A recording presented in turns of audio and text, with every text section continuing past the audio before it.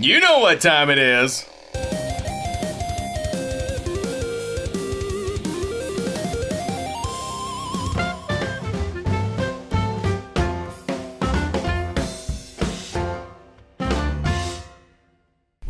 Welcome back, Geekies, to another episode of the Pop Box. I am Chit Chat, and on today's episode, we're going to be opening up the Smuggler's Bounty Jabba the Hutt's Palace box. For those of you that don't remember the previous unboxing of Smuggler's Bounty, I wasn't exactly thrilled when I found out about this month's theme, but you know what? I am completely ready and willing to be proven wrong. So let's go ahead and just get to the unboxing.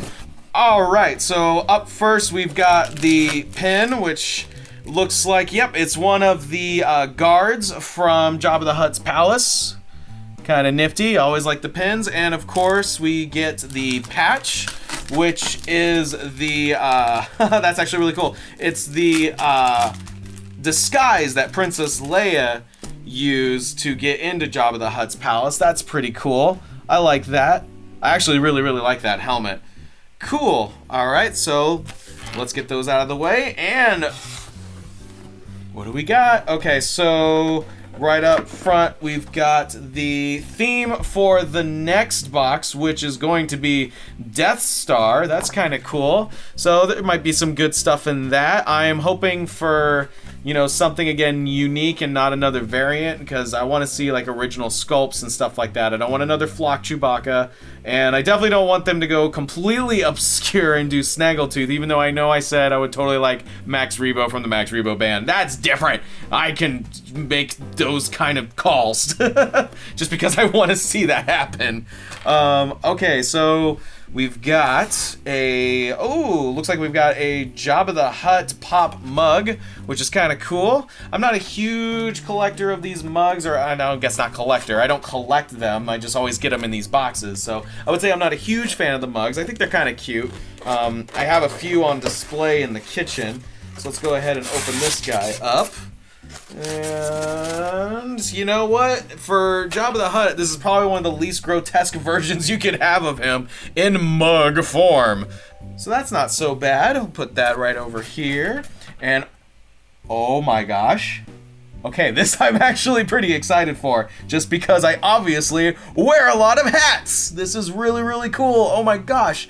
I don't think I've ever seen a pop snapback before. That's amazing. And it's C-3PO, and it says program for etiquette. That is actually really stinking cool. Actually, you know what? Let's just go ahead and swap these out. Yeah, program for etiquette. I'm super polite. All right, so we've got two more things in here. Oh, that's adorable. It's a Boba Fett plushie. Oh, red and blue makes purple rain. That is a reference to Robot Chicken, just like I did on the last episode. I'm just gonna always make a reference to Robot Chicken on these things. And last but not least, of course, we have the pop figure, which it's not Max Rebo. A little unfortunate, a little sad about that, but it's actually pretty good. You know what? They probably should have named this the Droid Box, because it is R2-D2 with the serving platter that he had when he was on the sail barge. And you know what? That's actually not half bad. That's kind of cute. I've got a couple of the R2 Astromech units. So let's go ahead and unbox this, shall we? I'm going to move this guy out of the way. Alright, give me 1 second to open this up. Again, to be very careful. I don't want to damage these boxes, so I do my best to open these things as delicately as possible. Wow, they actually put in a lot of detail into this. I'm really impressed. That's actually really cool. Oh, he's got all the shots and everything. Wow, and they actually went in and like dirtied him up a little bit. So that's actually kind of cool. I'm digging that. That's not bad. What would have been really neat if this part swiveled. That would have been kind of cool, but totally not necessary. And again, just like all of the Star Wars pop figures, this base actually can come completely off.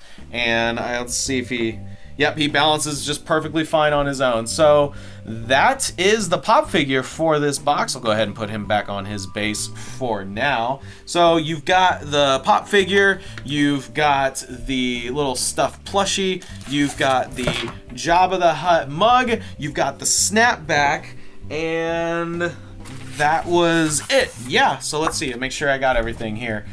So, yep, it was the it's Boba Fett, Jabba the Hutt, Snapback, and the R2-D2, plus the patch and the pin. So, you know what? I mean, these boxes are around like $30, so just from the pop alone would be $12. The mug would probably be another 15. The hats, like, snapbacks are not cheap, so the snapback was probably like $20 as well.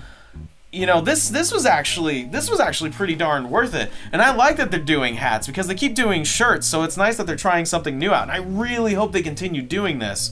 In fact, I think I even saw there was a box for those who started with the Marvel Collector Corps.